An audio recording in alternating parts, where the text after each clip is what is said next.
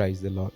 మరి ఒక రోజు మనం దేవుని యొక్క వాగ్దానాన్ని ధ్యానించుటకు ప్రభువారు మనకు అనుగ్రహించిన గొప్ప కృపను బట్టి దేవాతి దేవునికి కృతజ్ఞతాస్తుతులు చెల్లిస్తున్నాను. డైలీ బ్రెడ్ అనే ఈ శీర్షికను వీక్షిస్తున్న ప్రతి ఒక్కరికి యేసుక్రీస్తు ప్రభువారి పేరిట శుభాలు తెలియపరుస్తున్నాను. ఈరోజు ఒక గొప్ప వాగ్దానాన్ని ప్రభువు మనకు అందిస్తున్నారు. ప్రవక్త అయిన మలాకీ ద్వారా ప్రభువు మాట్లాడుతూ 4వ అధ్యాయం 2వ వచనంలో ఒక మాట అంటారు, మీకు నీతి సూర్యుడు ఉదయించును, అతని రెక్కలు ఆరోగ్యమును కలుగజేయను అని. ఆయన యందు భయభక్తులు గల వారి జీవితాల్లో నీతి సూర్యుడు ఉదయిస్తాడు. మలాకీ ప్రవక్తగా చెప్తూ ఆయన నామముందు భయభక్తులు గల వారికి నీతి సూర్యుడు ఉదయిస్తాడు అని. మనం ఎప్పుడైతే దేవుని యందు భయభక్తులు కలిగి ఉంటామో మనలో, మన జీవితాల్లో, మన కుటుంబాల్లో ప్రభువారు నీతి సూర్యుని వల్లే మన జీవితాల్లో ఉదయిస్తారు. ఆయన యొక్క రెక్కలు మనకు ఆరోగ్యాన్ని కలుగజేస్తాయి. ఈరోజు ఈ వాగ్దానం వింటున్న మీ జీవితాల్లో కూడా నీతి సూర్యుడు ఉదయించబోతున్నాడు. మనమందరం ఆయన యందు భయభక్తులు కలిగి ఆయన ఆజ్ఞల చొప్పున నడుస్తూ ప్రతిరోజు ఆయన ఒక వాక్యాన్ని ధ్యానిస్తూ ప్రభు సన్నిధిలో ఆయన కోసం వెతకాలి. మొదట ఆయన నీతిని, ఆయన రాజ్యమును మనం వెతికితేనట అన్నీ మనకు దొరుకుతాయట. మన జీవితాల్లో అన్నీ కూడా మనకి ఏది అవసరమో అది దొరుకుతుంది. మనలో కానీ, మన కుటుంబంలో కానీ. ఆయన మన హృదయాల్లో, మన కుటుంబాల్లో ఉంటే మనం ఆత్మీయతలో అంత ఎదుగుదలగా ఉంటాం. ఆయన రెక్కలు ఆరోగ్యాన్ని కలుగజేస్తాయి, ఆనందాన్ని కలుగజేస్తాయి. ఆయన రెక్కల క్రింద మనం ఉంటే పాపాన్ని జయించే అధికారం మనకుంటుంది. ఆయన రెక్కల క్రింద మన నిత్య జీవానికి మార్గం ఉంటుంది. మలాకీ గ్రంథం 4వ అధ్యాయం చదువుతున్నప్పుడు ఇవన్నీ మనకు అందులో కనబడతాయి. నీతి సూర్యుడు మన జీవితాల్లో ఉదయించినప్పుడు, ఆయన రెక్కల క్రింద మనం చేరినప్పుడు, మనం ఏదైతే స్వస్థత కావాలని కోరుకుంటున్నామో ఆయన రెక్కలు మనకు ఆరోగ్యాన్ని కలుగజేస్తాయి. ఈరోజు నువ్వు ఏ ఇబ్బందులతో అయితే బాధపడుతున్నావో, ఏ అనారోగ్య సమస్యలతో అయితే బాధపడుతున్నావో, ఈరోజు నీ జీవితంలో నీతి సూర్యుడు ఉదయిస్తున్నాడు. నీకు ఆయన రెక్కల క్రింద ఆరోగ్యం కలుగుతుంది. చూడండి, ప్రభువారు అనేక మంది రోగులను స్వస్థపరిచాడు.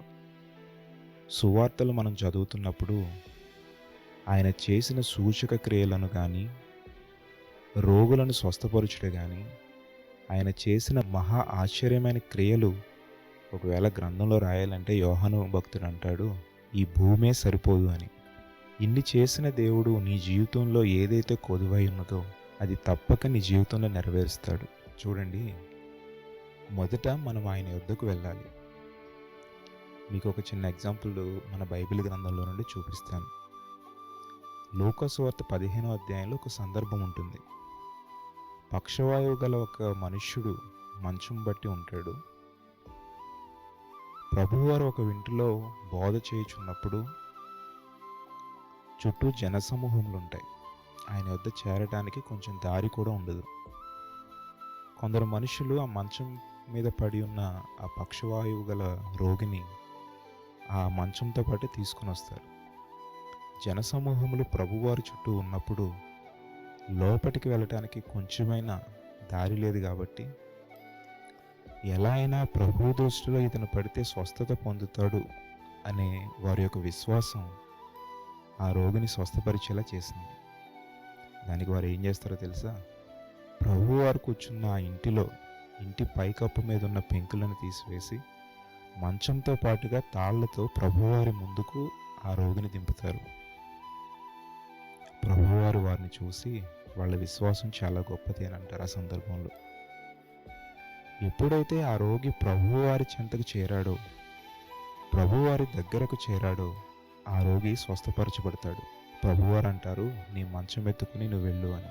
ప్రియులారా, మీరు నమ్ముతారో లేదో, ఆ క్షణమే మంచం పట్టి ఉన్న ఆ పక్షవాయువు గల రోగి వితిన్ సెకండ్స్లోనే నిలవబడి తన మంచాన్ని తీసుకుని వెళ్ళిపోతాడు.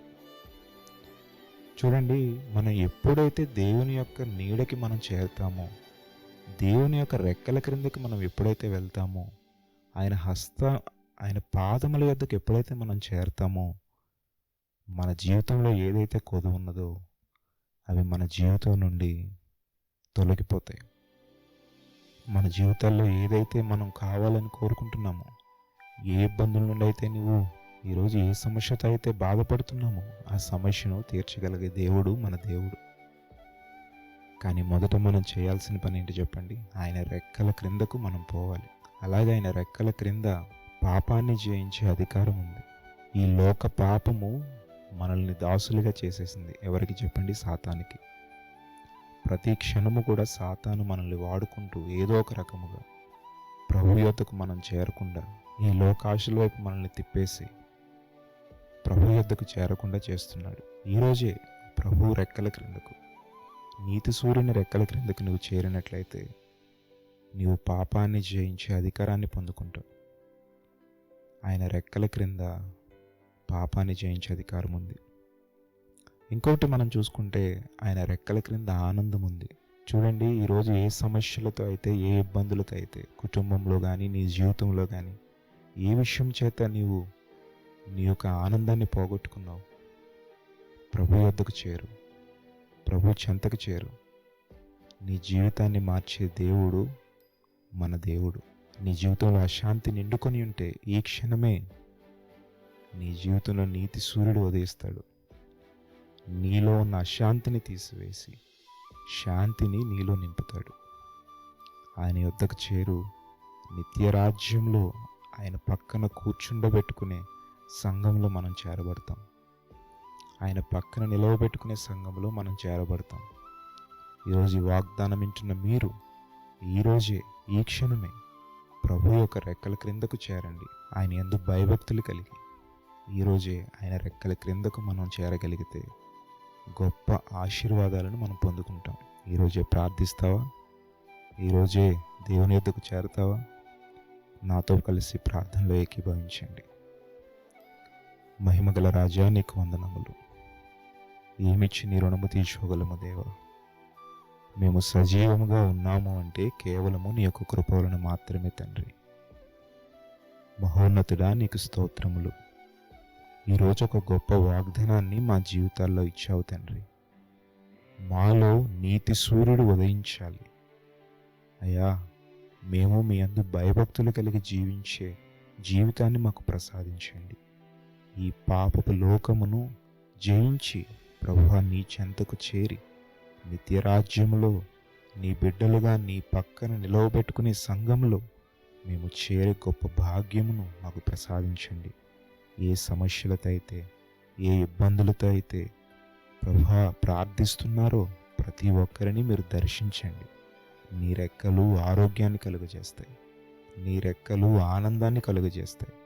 నీ రెక్కలు పాపము మీద పాపమును జయించుటకు అధికారాన్ని ఇస్తాయి. ప్రభువా, ఇదిగో ఈరోజే మేమంతా కూడా నీ యొక్క రెక్కల కిందకు చేరి ఉన్నాం. నీవే కృప చూపించి నడిపించండి. ఈ చిన్ని ప్రార్థనని పాదముల చెంతకు చేర్చుకున్నామని మహిమ, ఘనత, ప్రభావములు నీకు మాత్రమే ఆరోపిస్తూ యేసుక్రీస్తు వారి శక్తి కలిగిన నామములో అడిగి వేడుకొని పొంది ఉన్నాము తండ్రి. ఆమేన్.